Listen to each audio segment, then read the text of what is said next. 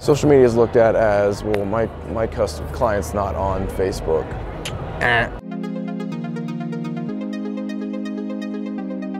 I'm so good at pretending, spending time like it was going backwards.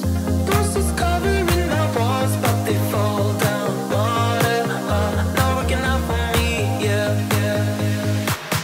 Got no money on my mind, tell my mommy I'm alright, even laughing at the jokes you. Social media is about building relationships.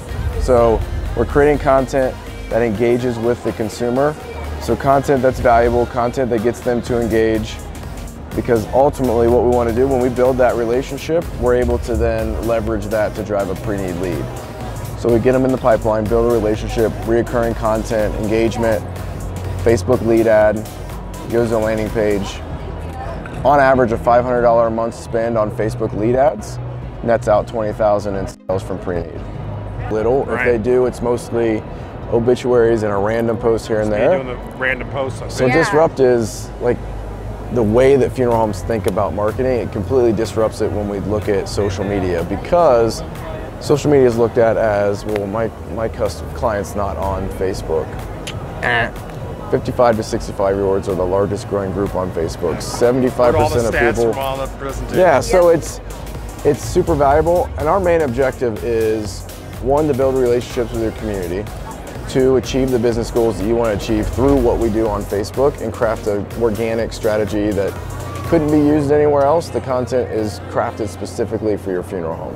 If I keep feeling like I'm missing something, don't you worry about me, yeah. Don't you worry about. Got no money on my mind, tell my mommy I'm alright. Can I stop you real Yes. quick? A lot of people ask me the question, isn't Facebook sort of aren't people going away from Facebook? Clear up who is actually going away from Facebook. 13 to 18-year-olds are going away from Facebook because mom and dad showed up. So yes, the largest growing demographic on Facebook is 55 to 65-year-olds, which is the exact wheelhouse for funeral homes. So essentially, if we look at this, 75% of the audience that's most profitable for you is engaging on Facebook, yet we spend about 99% of marketing budgets on 25% of the audience. So the question I get from a lot of funeral directors is, well, what about the 25% that isn't engaging on Facebook? What are we going to do? My response is, who cares? Because if 75% show up, you might as well engage those 75%. So if 75% of your community lined up in front of your funeral home, you would never walk out the front door, go around them and try to find the 25% that didn't show up, yet that's how we spend the majority of our marketing dollars. So it really makes sense to understand the platform that consumers are using and that your target demographic is using.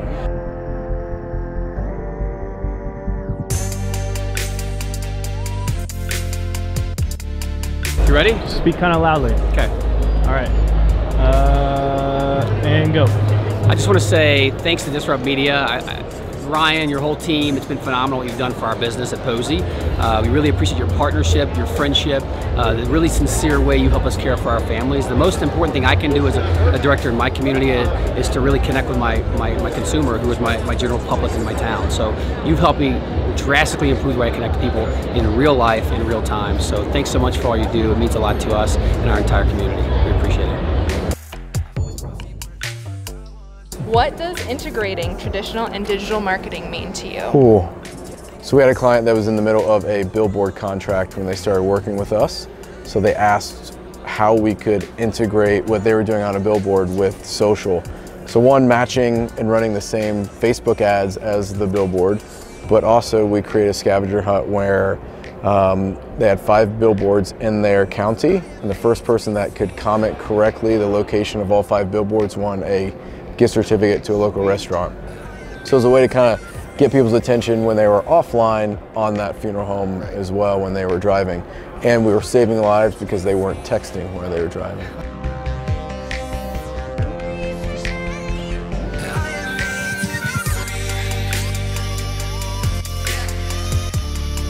But at the end of the day, what will work is going to be content that's focused on you, your staff, who you are, what you do, how you do it better than anybody else and your involvement in the community. We'll send you fun things like, hey, it's National Pizza Day in November.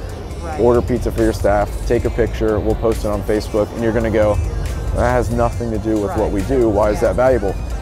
We got 7 people that everybody in the community recognizes, so it's gonna get engagement, and it's about the engagement. When someone engages, it influences the other 20 people that see that engagement, that now you've got viability, it's relationships with built-in testimonials. It's really simple. In the stillness somewhere above. What is the connection between a good experience online and a good experience in a funeral home?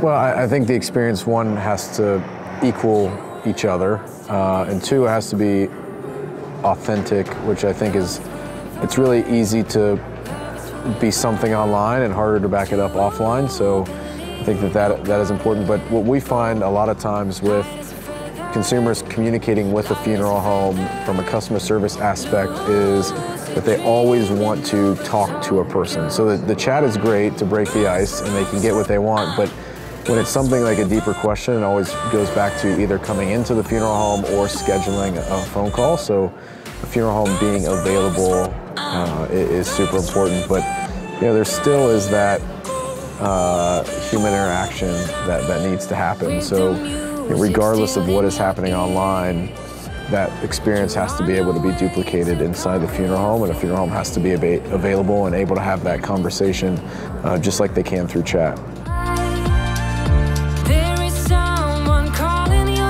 You've been a great supporter of Funeral Nation. You've been a guest on That's right, episode 1 something. You were actually in an embalming room. That's right, we went deep into the prep room. We did. That's it. We don't do that much. Well, congratulations and glad you stopped by to be a guest on here. Thank you so much, Thank you guys. you, Monica. Thank you for everything you do. Lucid dreaming over Tokyo.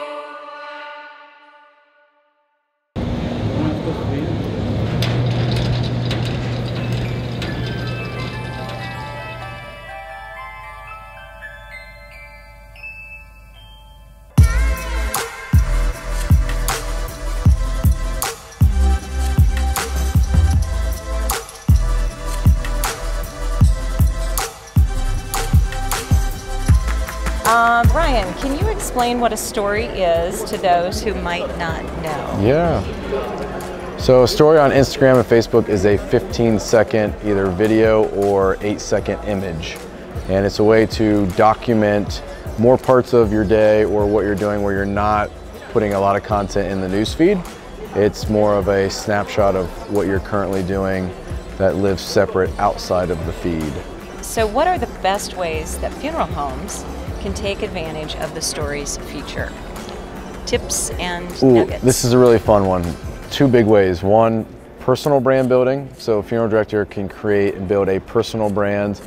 And then the funeral home itself, brand building. So we have a client that will do a day in the life of a funeral director, and they'll just Instagram story everything that they're doing that day. Obviously there's things that they can't show, but one of the most popular ones, they had a family that wanted Swarovski crystals on the casket, and obviously there isn't a Swarovski crystal casket. So our client Instagram storied his entire day traveling across hundreds of miles to find enough Swarovski crystals that he could glue on top of this casket, and then went back to the funeral home in the middle of the night and glued over 8,000 Swarovski crystals on top and covered the entire top of this casket and surprised the family.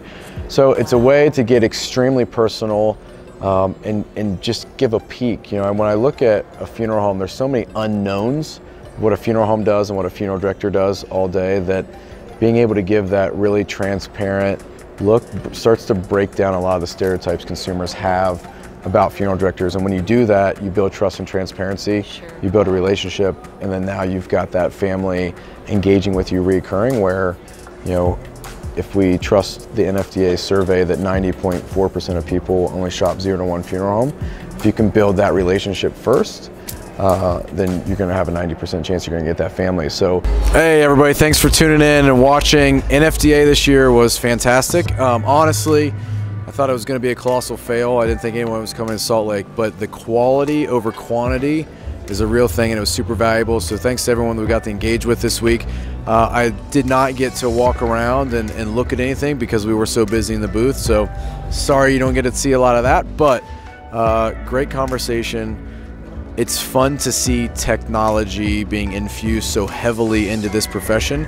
A lot of the people that I'm talking to, almost every company has got a technology solution or a way that the product ties to technology, which is really cool. It's really great to see because it all is infused together by social and connecting the consumer better with companies and brands in the funeral profession. So super exciting. Thanks for tuning in.